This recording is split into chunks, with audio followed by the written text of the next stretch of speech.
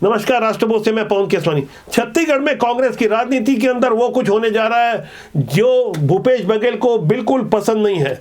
मौजूदा समय में भी भूपेश बघेल की छत्तीसगढ़ कांग्रेस में धमक है। हालांकि पार्टी आला कमान जिस तरह से उन्हें साइड लगाने की जुगत में लगा है, काफी हद तक सफलता भी मिल गई है। अब बारी है जोगी परिवार की कांग्रेस में वापसी की।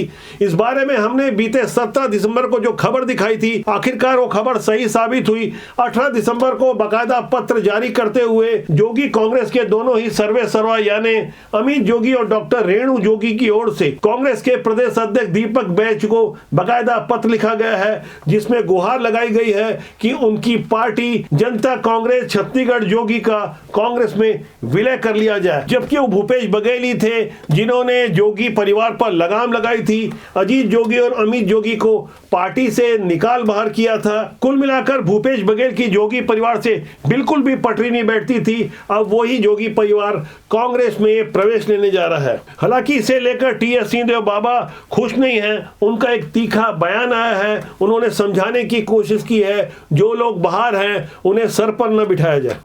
वापिस लेना एक अलग बात है और उनको स्थान क्या देना वो एक अलग बात है। मैं इस पक्ष में कभी नहीं रहा कि जो बाहर हैं उनको लाके सीधे कंधे पे या सिर पे बैठा लिया जाए।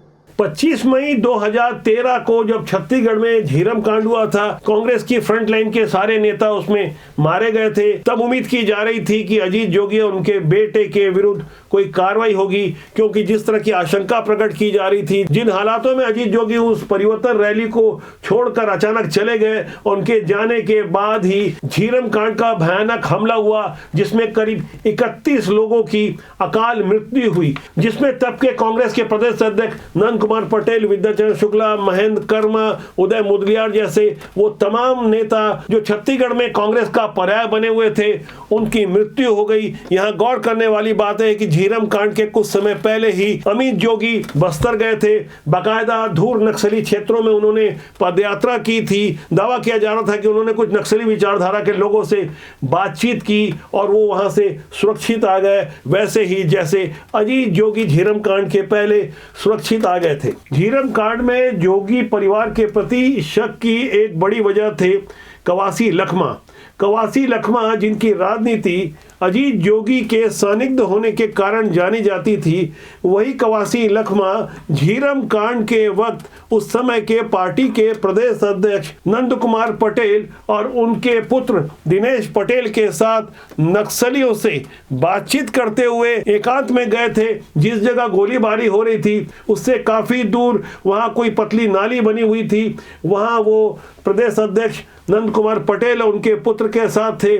नक्सलियों से स्थानीय बोली भाषा में वो बात कर रहे थे। नक्सलियों ने नंद कुमार पटेल और उनके पुत्र दिनेश पटेल को तो बेरहमी से मार दिया, लेकिन कवासी लखमा को खरोच तक नहीं आई। और उसी दौरान कवासी लखमा को जंगल के अंदर चाबी लगी हुई कोई बाइक मिल गई और वो वहां से चुपचाप चले गए, एकदम सुरक्षित। उन्हें खरोच तक नहीं आई थी। अचानक हॉस्पिटल में एडमिट हो गए और उसी दौरान डॉक्टर चरणदास महंत भी उनसे मिलने पहुंचे थे। चरणदास महंत उनसे जिस तरह की बातें कर रहे थे और जो समझाने की कोशिश कर रहे थे कि पत्रकारों को बताना नहीं और तुमने रूट क्यों बदला, इतना बोलते बोलते आक्रोशी चरणदास महंत ने उन्हें लगभग तमाशा मारने के लिए हाथ तक उठा दिया था।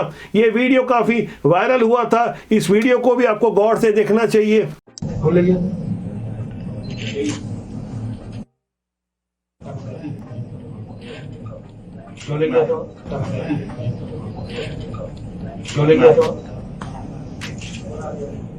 मैं तो नहीं गया। कौन गया?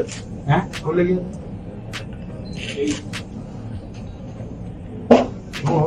धुआं तो तेरे पता नहीं लग रहा था कितने को पत्ता लगने से कैसा ले जाता था? किसी से बात नहीं करो। देखो एजेंसी जो जांच करने आएगी उसी से बात करो, कोई पत्रकार से बात नहीं करो। अपने लोग बात करो, पत्रकारों पर पत्रकारों से मिलने। अगर कोई राजनीतिक व्यक्ति आ रहा है हमारे कांग्रेस वो मिले, उनका पता। जैसा कि राजनीति के बारे में कहा जाता है कि राजनीति में कोई किसी का सगा नहीं होता। बाद में कवासी लखमा भूपेश बघेल के बेहद करीबी हो गए। उस घटना के करीब 6 महीने बाद विधानसभा के चुनाव हुए और ले देकर भारतीय जनता पार्टी किसी तरह कांग्रेस से जीत गई। तब तीसरी बार रमन सिंह की सरकार बनी और जीत का अंतर भले ही 0.72% का था, लेकिन तब भी कांग्रेस की उस हार के पीछे कहीं न कहीं अजीत जोगी का हाथ ही माना जा रहा था। पार्टी आला कमान अजीत जोगी से खफा था, लेकिन कुछ कर नहीं पा रहा था। 2014 में अंतागढ़ का जब उपचुनाव हुआ तो उसके बाद एक ऑडियो वायरल होता है जिसमें साफ साफ अजीत जोगी और अमित जोगी की संलिप्तता सामने आती है। तब भी जोगी परिवार से किसी का निलंबन नहीं हुआ, लेकिन 2016 में अमित जोगी पार्टी विरोधी गतिविधियों के कारण 6 साल के लिए कांग्रेस से सस्पेंड कर दिए गए। तब से ही जोगी पिता पुत्र ने नई पार्टी बनाने की कवायद शुरू कर दी थी। अमित जोगी के निलंबन के कुछ समय बाद ही 21 जून 2016 को छत्तीसगढ़ में एक नई पार्टी का उदय होता है जिसका नाम रखा गया जनता कांग्रेस छत्तीसगढ़। नई पार्टी बनाने के बाद भी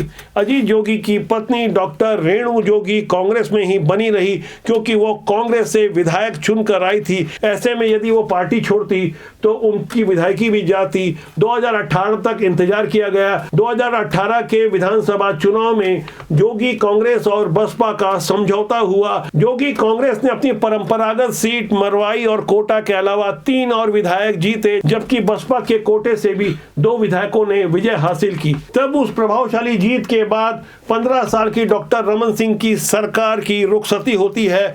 नई सरकार कांग्रेस की बनती है। भूपेश बघेल कांग्रेस से मुख्यमंत्री बनाए गए। तब से जोगी परिवार की कोशिश थी कि इस प्रभावशाली जीत के साथ सत्ता में अपनी भागीदारी बढ़ाई जाए, जैसा कि महाराष्ट्र में हुआ था। वहां एनसीपी कांग्रेस से अलग हुई थी और वो सत्ता में भागीदार रही थी, लेकिन भूपेश बघेल के रहते ऐसा हुआ नहीं। न तो जोगी कांग्रेस का कांग्रेस में विलय हो सका और न ही ऐसे लोगों को कांग्रेस में आने दिया गया जो अजीत जोगी के करीबी थे। दरअसल भूपेश बघेल अपने ही तरह की राजनीति चलाना चाहते थे। वो ये समझाने की कोशिश कर रहे थे कि छत्तीसगढ़ में कांग्रेस का वे ही पर्याय है, वे ही सर्वे सर्वा है। इसके बाद 29 मई 2020 को जब अजीत जोगी का निधन हुआ, तब अजीत जोगी की पार्टी धीरे धीरे बिखरना शुरू हो गई। धर्मजीत सिंह जैसे सीनियर लीडर भी भारतीय जनता पार्टी में शामिल हो गए और इस तरह से जोगी कांग्रेस पूरी तरह बिखर गई। अब जब 2023 में भारतीय जनता पार्टी की सरकार बनी और उस सरकार के आकर्षण में कई सारे कांग्रेस के बड़े प्रभावशाली नेता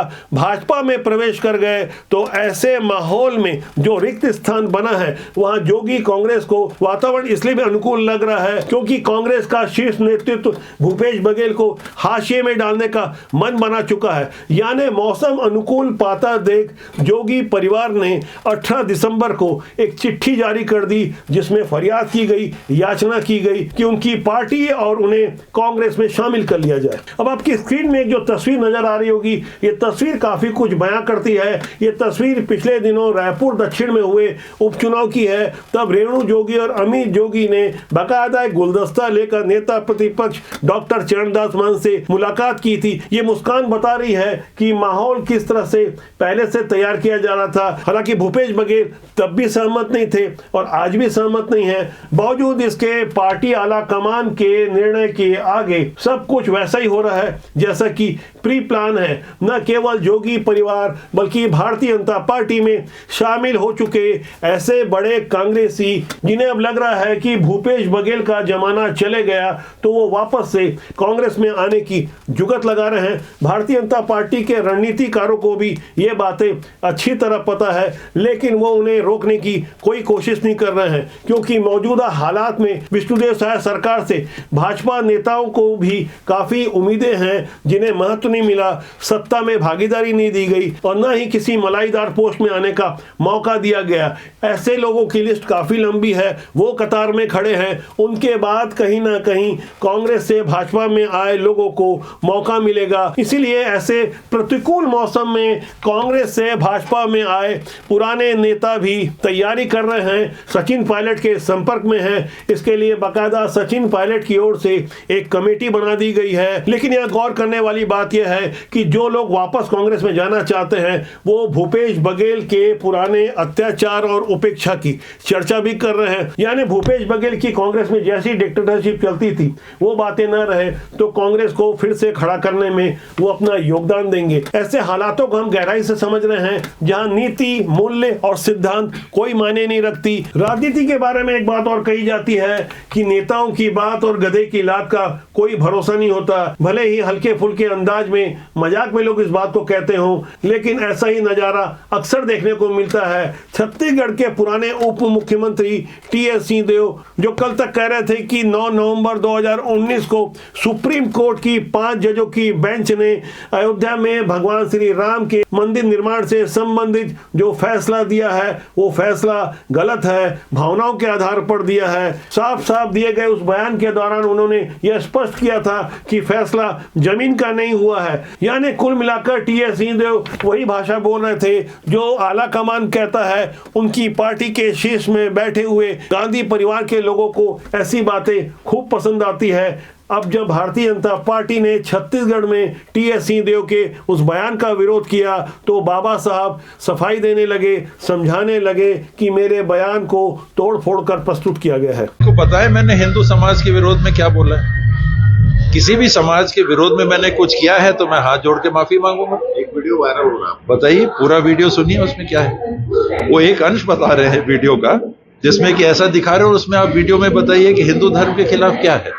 राजनीति को कारोबार बनाने वाले और पैर पड़ना अपना अनिवार्य धर्म समझने वाले, अपनी ड्यूटी समझने वाले ऐसे लोगों की कमी नहीं है जिनके लिए राजनीति किसी कारोबार की तरह है। ऐसे लोगों को देखकर आम लोग राजनीति से नहीं जुड़ते, लेकिन हमारा मानना है कि राजनीति बुरी नहीं होती, उसमें काम करने लोग अच्छे या बुरे होते। तो आज के लिए इतना ही। मेरा आपसे आग्रह है कि चैनल को देखें, लाइक करें, शेयर करें, सब्सक्राइब करें। बहुत जल्दी किसी बड़े मुद्दे के साथ मैं आपसे फिर मिलने वाला हूँ। नमस्कार।